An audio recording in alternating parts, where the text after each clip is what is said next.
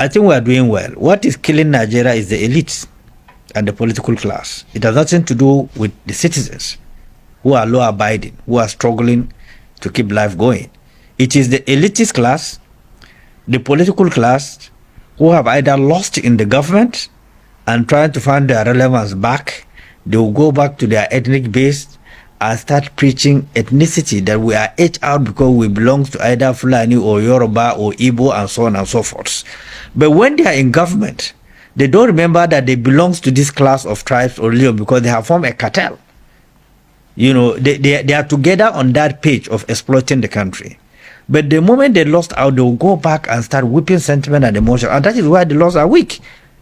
Because anybody who has served this country in the capacity either of a minister or a governor and what have you, and found using language that is not really in tandem with our national interests, should have a consequences to face. Otherwise, we'll continue going along this way, and our children, our grandchildren will continue to go along this way. It is high time for people to understand that, look, nobody created land, nobody created tribe, nobody created religion. We all find ourselves in it. And you cannot change it because you have no power to change nature. Nature has established its authority. You cannot question it. What you need to do is to align yourself with the nature and develop where you are and make it a place that others can come and envy. Just the way people travel to UK, look at Dubai. If you minus 20, 25 years out of Dubai, it's not better than Ghana. But because they got a visionary leader, it's the center of the world right now. It's the center of attraction. Go to Egypt recently. Look at the development. Because I've gotten a president who is committed to developing the system. Why can't we do it? Was it that we don't have the resources? Nigeria is one of the richest countries on earth. There's no reason why we cannot link every 6 zones of the country through superhighways. It's easier, it's cheaper, it's economically viable. The money is there. Look at individuals that are in government that are looting trillions of naira. What happened to them? Even as we are talking today, they are being shielded. Look at the messages going on in the NNPC in the name of subsidy. We have asked so many questions. Who are the list of people that have been paid subsidy? There is none. President Buhari campaigned on subsidy removal. He called it a fraud when he was campaigning. But he ran his government under that fraud throughout. Now Bola took the silver bullet by saying that I have removed the subsidy. But we are waiting for the details of that subsidy to have been removed. Was it not an underdevelopment? Was it not compromising the country? It's absolutely compromising the country. Look at the racketeering or profiteering of the CBN. I hope they would declassify the investigation that is going on. You will pity this country. And these are people that have benefited directly from the system. Most of them were under the scholarship of the federal government of Nigeria. They went to the best universities. Yet they are the one ruining the country. Because we have no laws that create specific deterrence for individuals that undermine the authority of Nigeria. Look at the segregation going on. Look at the Southeast. Very prosperous people, business-oriented, brilliant, intelligent. Look at how politicians have caused the killings and the maimings and the killings of business. Poverty is ravaging everywhere now. Look at the Northwest. Very homogeneous people. Kidnapping, killing their own. Who are you blaming for that? So if it is on ethnic basis, these people that are homogeneous, one tribe, why are they killing and maiming themselves? Something is fundamentally wrong. Something is disconnecting.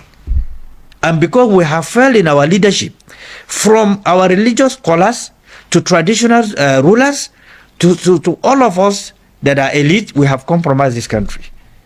And we cannot get it right unless those who are responsible are being punished. And you have leaders that have capacity to create deterrence in all the strata of the country. It is possible Nigeria will be the greatest country on earth. But you have to deal with the facts. You have to deal with the reality. You have to punish those who compromise the country. Otherwise, I don't see any other way. No country was have grown out of lawlessness and impunity, rascality and recklessness. No country on earth. Go to here, Cameroon, just Cameroon, go to Benin Republic. You can't disobey the traffic light. But here, what happens? So who are we blaming? We must take responsibility. We are all responsible. All of us, including you people in the media, the politicians, we are all responsible. We underreport tragedy. Individuals who have compromised the country, they were protected because they belong to one interest or the other. And this is not good for us as a nation. We must start firm. We must be decisive. Our generation cannot be forgiving. Me and you, our generation cannot be forgiving. Because we have traveled everywhere. We have seen the best of infrastructure. And we wish to have it here. And we have the opportunity to have it. But we are dealing with everything along ethnic, religious line. Now, give me the statistics from 1999. Don't even go during Shagari regime. During Shagari regime, Shagari have fully scale utilization of power. There was no discrimination during Shagari regime. As I'm talking to you, I can remember majority of Shagari ministers. But I cannot remember most of Buhari's ministers. I can remember up to 10 Buhari's ministers. Because they are very low profile people. Now, if you minus military administration contribution to the development of Nigeria, physical infrastructure, and so on and so forth, and then you look at what the civilian government have done, it means that there are more embedded corruption. There is more act of disloyalty in a democratic dispensation compared to even military dispensation. Because democracy is supposed to be government of the people, by the people, and for the people. Now, if you go to a village, you will not see there is a government. But we had a military administration where there's a network of connectivity to the community level about government policies and programs. Do you have it today under democratic administration? The answer is no.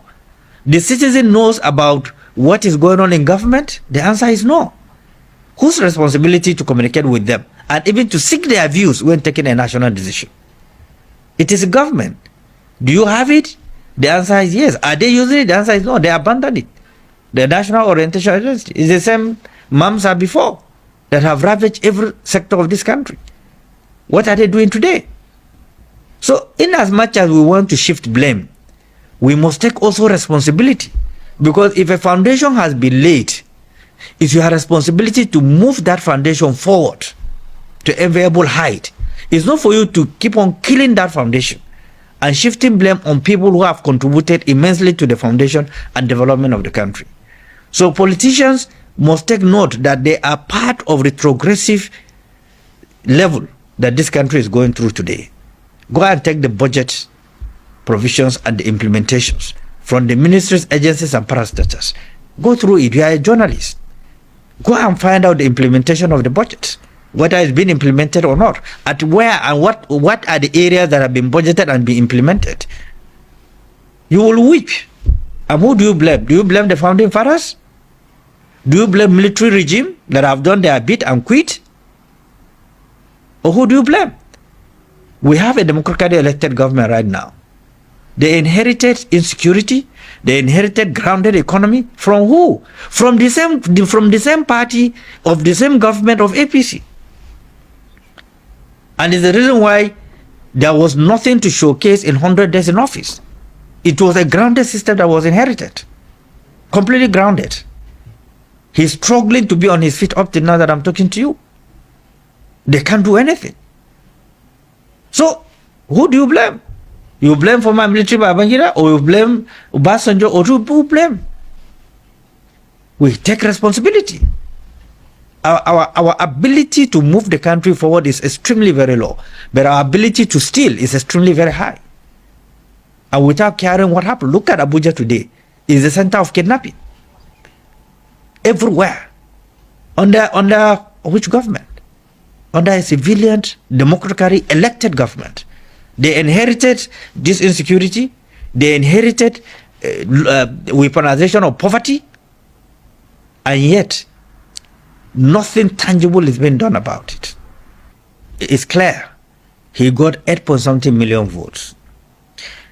As a journalist and a historian, go and find out what was the vote that produced President Shehu Shagari. Coming back, what was the vote that produced Jonathan? What was the vote that produced Buhari and others? So which means that he needs to build that legitimacy base. Given his background, knowing his performance record, I was in Lagos when he was a governor.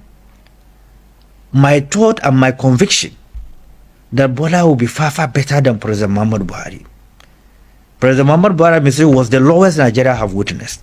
The killing, the maiming, the barbarism, the segregation, orphans everywhere. And then coming from that perspective, belonging to the same platform of APC, we are dipping more and more into trouble. And now you were sworn in as a president. Now only appointment is tilted towards one thing. Somebody from London, one of my very close friends for years, in fact, I've not spoken to her for close to 5-6 years. She sent me a very pathetic, long message. She said, look, let me tell you this. We, the Yorubas, we are not happy the way the appointments are going. Taking from what Buhari have did, he damaged the House of Fulani. He created fight.